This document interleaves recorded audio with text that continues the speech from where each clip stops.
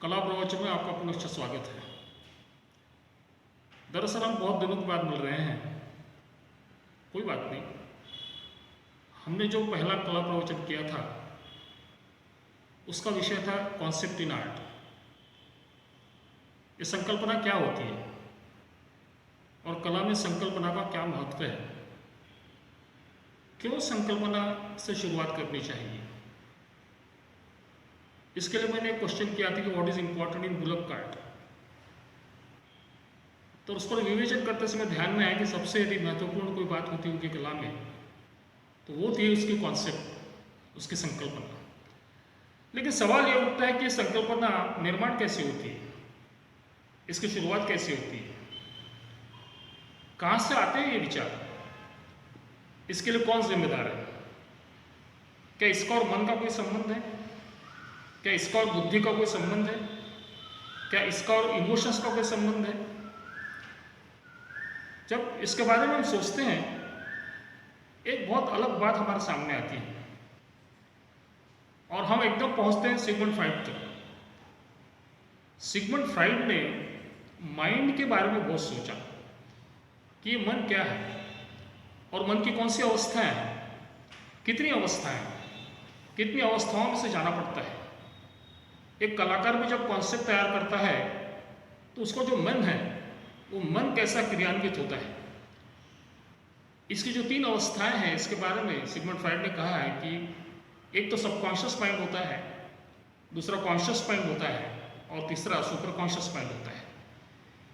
ये जो subconscious mind होता है इसे अर्धजागृत मन कहते हैं, कॉन्शियस माइंड को जागृत मन कहते हैं।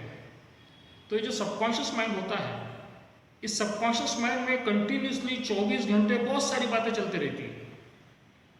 हम रात को जब सोते हैं उस समय भी हमारे मन में कुछ ना कुछ विचार चलते रहते हैं, कुछ ना कुछ चलते रहता है, कुछ ना कुछ गतिविधियां चलते रहती है। ये जो सबकॉन्शियस माइंड होता है आदमी का, ये बहुत ही एक्टिव होता है, वो कभी बंद नहीं पड़ता।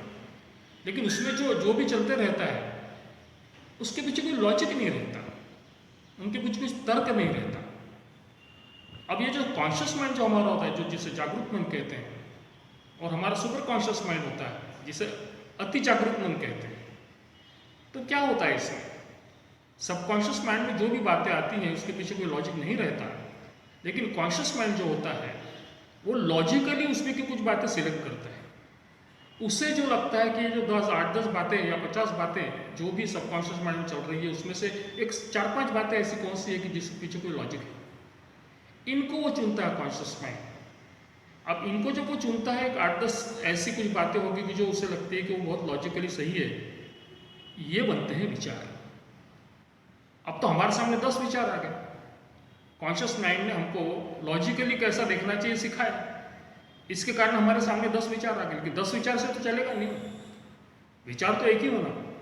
10 विचार और 10 दिशाओं में यदि कलाकार काम करेगा तो उसकी कला कभी पूरी नहीं होगी, वो निश्चित एंड तक आ नहीं सकेगा।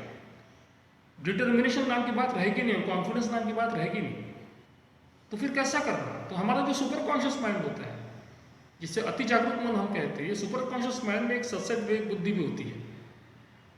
तो वो क्या करता है, जो 10 विचार जो उसमें से भी जो एग्जैक्ट जो सही में उपयोगी है ऐसा विचार कौन सा है, तो एक ही विचार सिलेक्ट करता है, दैट बिकम्स कॉन्सेप्ट, उसे संकल्पना कहते हैं।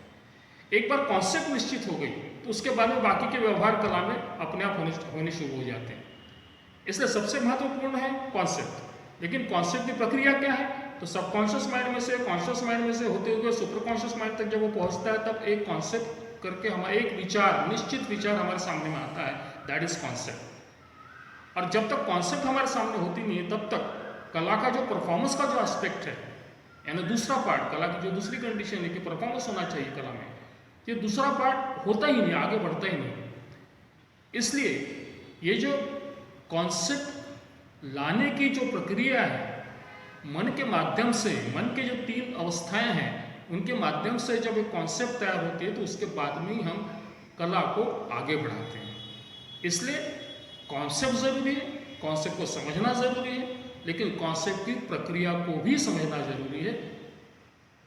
मैं समझता हूं कि आज हम सिर्फ कॉन्सेप्ट की प्रक्रिया कैसी होती है इसी के बारे में सोचने वाले थे। हमें ये बात तो मालूम पड़ गई कि कॉन्सेप्ट की प्रक्रिया क्या है, एक प्रक्रिया यदि हमने जान लिया तो कलाकार को सबकॉन्शियस माइंड, कॉन्शियस माइंड और सुपर कॉन्शियस माइंड इनके भी क्या कार्य हैं ये भी समझता है, और इनका उपयोग कला के निर्माण के समय कैसे किया जा सकता है ये भी समझता है।